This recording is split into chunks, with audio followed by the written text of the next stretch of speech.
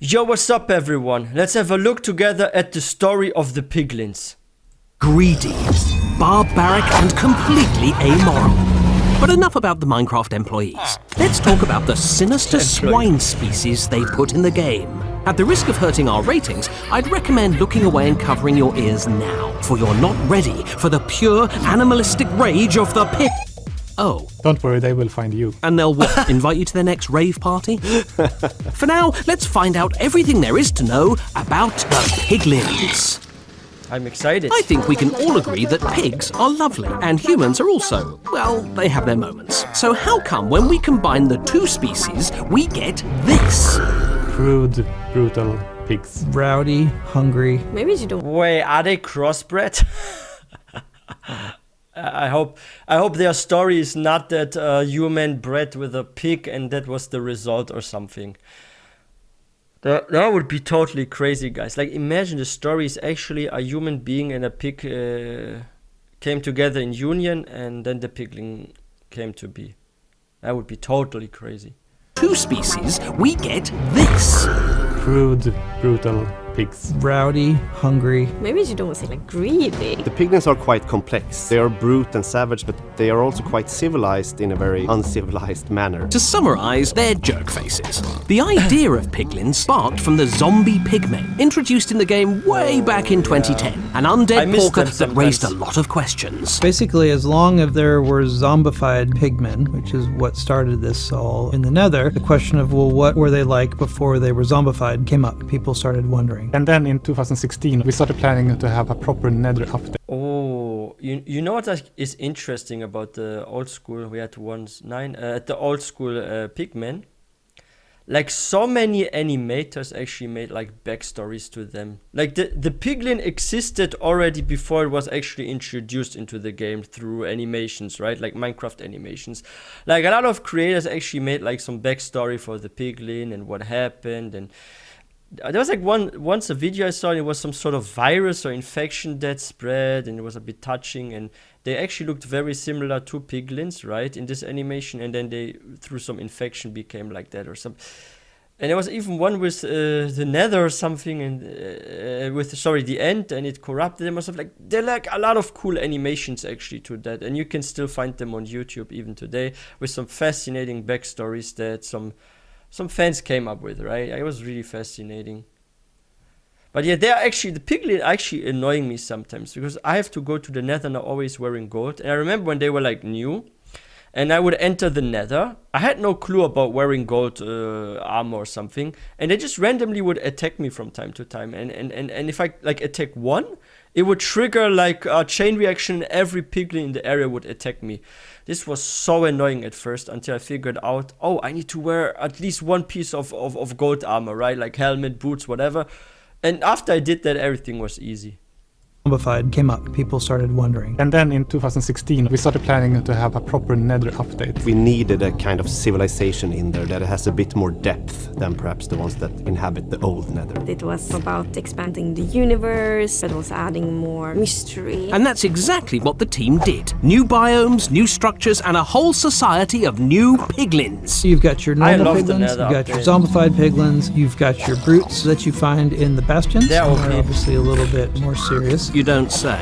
If piglins have a short temper or a short fuse, the piglin brutes have no fuse. They're constantly angry. They attack everything in sight. They are not very like delicate in their way of being. They're a bit more like Goodness me, I'm starting to regret inviting them to my hot yoga class after the show. Brutes were actually added just after the release of the Nether update. And they were added in a way to make sure that the bastion still felt like a challenge. The brutes are defending the bastions, which means that I guess they have to be on high alert all the time. Brutes will attack you on sight, regardless of your intentions, just like I will. I mean, just like I won't.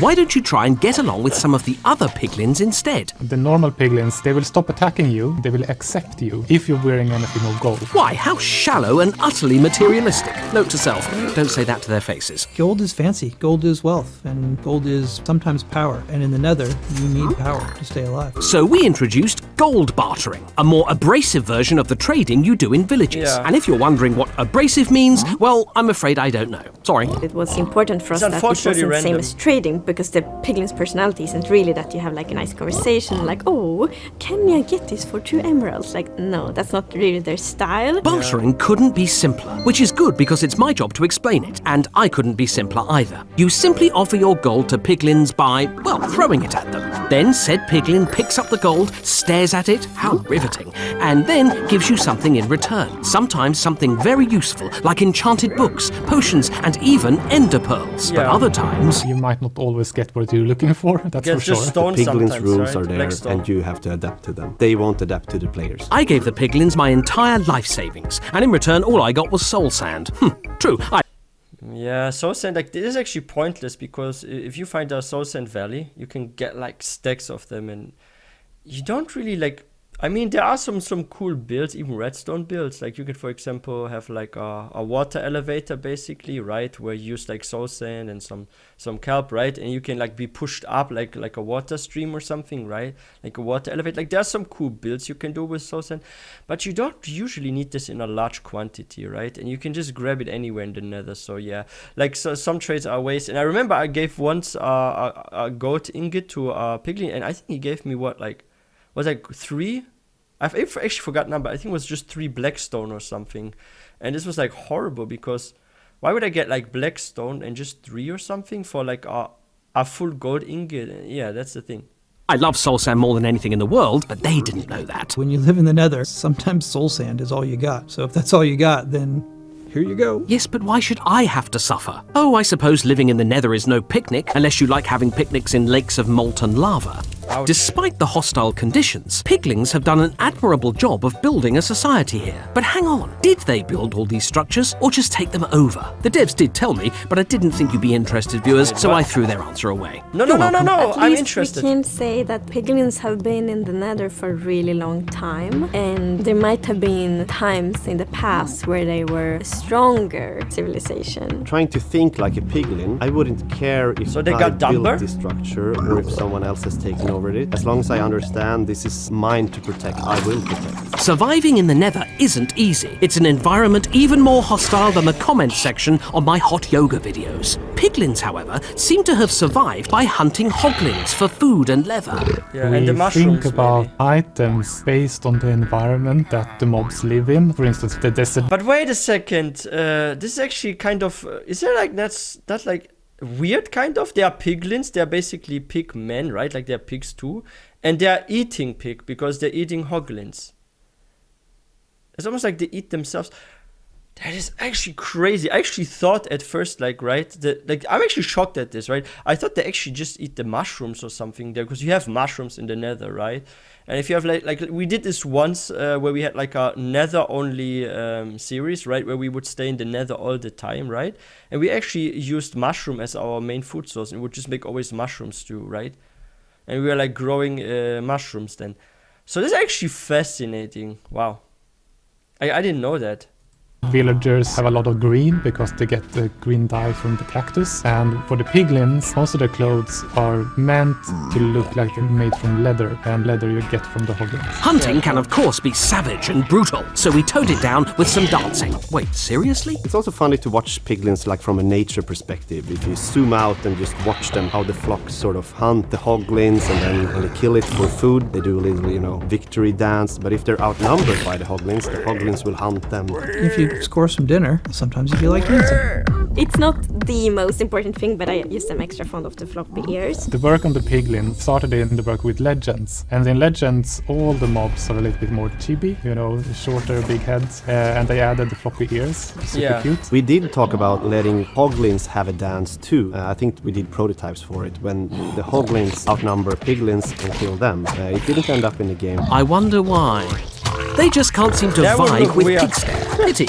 Speaking of music/disturbing sounds, Their behavior is very emotion based. Either they're sort of completely in neutral peace, or they are very aggressive, or they're very happy, or they're bartering with you and they don't like your offer, or they do like your offer. So we have to cover a lot of emotional outlets. well, we Yeah. don't have emotions in Britain, They're so bipolar, Samuel, basically. please demonstrate these emotions for us. They are at peace, but they're also a bit confused at what's going on. That sort of plays with their maybe not being that smart.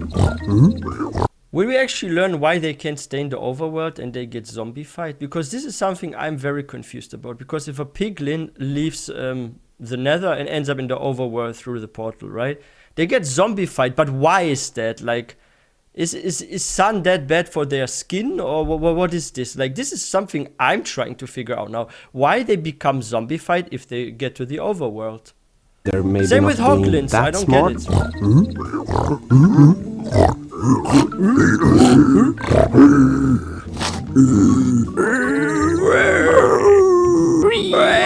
Well, after all that, now you're hopefully a piglin expert. I'm actually good at and mimicking remember, sounds. never hit a zombified piglin unless you fancy hanging out with the "you died" scream.